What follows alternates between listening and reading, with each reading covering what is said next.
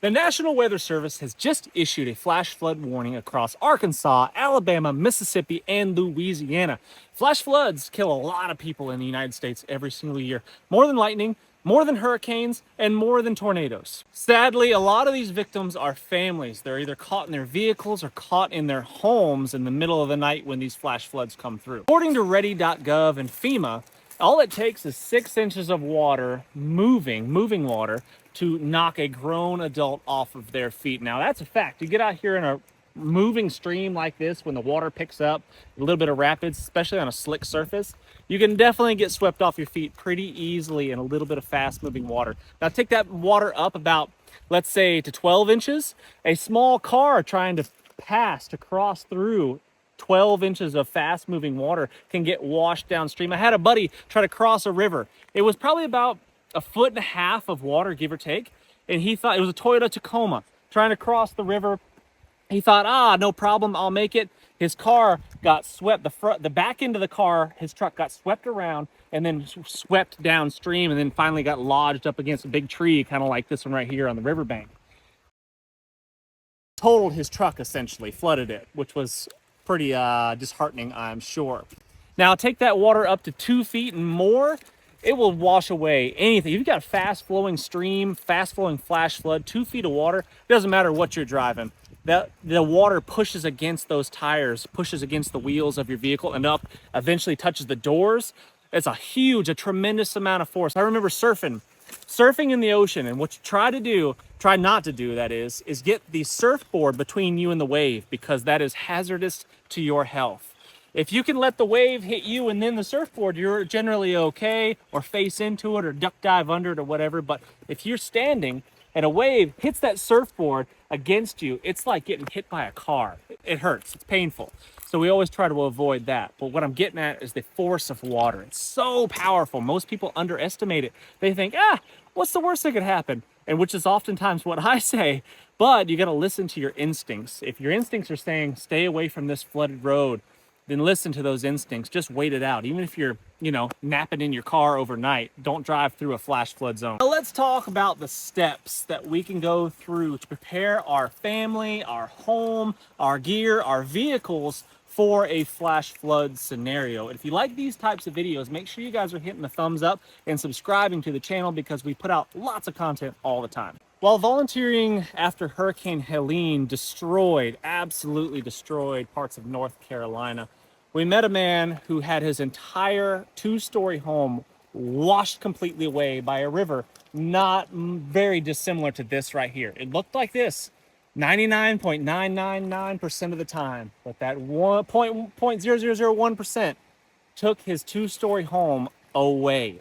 And he told us about his neighbors that unfortunately did not survive because they tried to take shelter in their vehicle and escape the flood waters, as opposed to doing what he did and just heading to higher ground behind his house. He abandoned everything, got his dogs, and headed to high ground behind his house. And that was what enabled him to survive this horrible situation when his neighbors did not.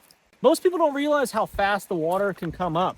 It can come up really fast. It can go from a simple, calm little stream like this, a beautiful, pristine river, to a raging torrent that is 10, 15 more feet over my head in a very short period of time, depending on the rainfall, depending on the dams upstream, what's going on. Who knows what could happen? But we need to be aware of the possibility of this. And if there's any type of alert that you receive that flash flooding might happen or dams might be failing, you need to heed those warnings and get your family prepared. Possibly having, if you live in a floodplain, if you live near a big river like this one, or even a smaller one, I've seen streams like this turn into raging, angry beasts of a river in seconds. It's crazy how powerful something like this can be just from the runoff of a huge volume of rainfall. So having your family prepared, knowing what to do in a situation like that, like heading to high ground, which was definitely the best tactic, could be the difference between your family living and dying.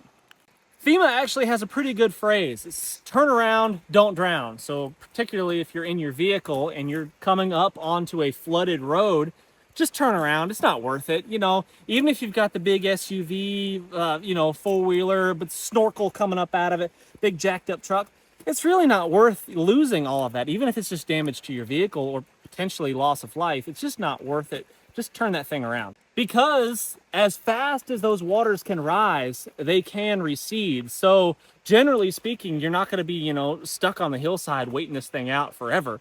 The water comes up really fast and it goes down really fast oftentimes. Because most flash flood deaths occur in vehicles. And like I was talking about before, that surfboard scenario, imagine that amount of water being pressed against a door. There's no way you're going to overcome moving water over a door. There's no way you're going to be strong enough to open that thing up. Potentially be able to bust the glass, windows, and things like that. But even then, fast moving waters, if your vehicle gets wedged up against the side of a river or up against an embankment or a bridge, it's going to be really difficult. So best to avoid it altogether if possible. Having alternative routes to and from work, home, school, whatever it is always going to be important in case one route, your primary route that you typically take, is flooded for some reason. You can, generally speaking, find a way around it. Maybe not, but generally speaking, there's probably going to be at least one or two other ways that you can access your home or school or work. Having paper maps of your local area is always important, or just kind of memorizing, scouting out these routes ahead of time. You should definitely pay attention to alerts. You know, you get alerts on your phone, severe weather alerts and things like that all the time, at least we do. You should definitely pay attention to those, but don't count on it. Just because you haven't received some sort of alert doesn't mean that a flash flood isn't coming your way. Lots of people during Hurricane Helene didn't have any cell phone coverage. The towers were down. They weren't capable of getting those alerts. So don't count on them. Listen to them, heed those warnings, but don't count on them. Having backup forms of communication or just ways to receive information like a handheld radio with rechargeable batteries is always helpful, so you can tune into emergency stations. An NOAA radio specifically designed, specific stations for national alerts is always going to be helpful to have. Because they work when cell phone towers are down. Yeah. Say that. Because a radio like that can work even when cell phone towers, internet is down. If you do live in a possible flood area, even if it's very unlikely, but a possible flood area, it's probably advised to keep your valuables, your important documents, you know, titles to vehicles, things of that nature, above the water line, perhaps. You know, don't keep it in the basement where, you know, potential floodwaters can come in. Even if it's not a flash flood just going to wipe you off the face of the earth, just that water in your home soaking up the walls and into those important documents and things can cause a whole lot of damage, and we don't want those headaches. So move that stuff up to higher ground and store it on one of the higher levels. Having copies of those documents is also really important. You can have digital copies on a small little flash drive. You can have copies of passports and driver's licenses and social security cards. You can have all that stuff on a tiny little thumb drive for your entire family if you chose to do so, and I think it's probably a pretty good idea.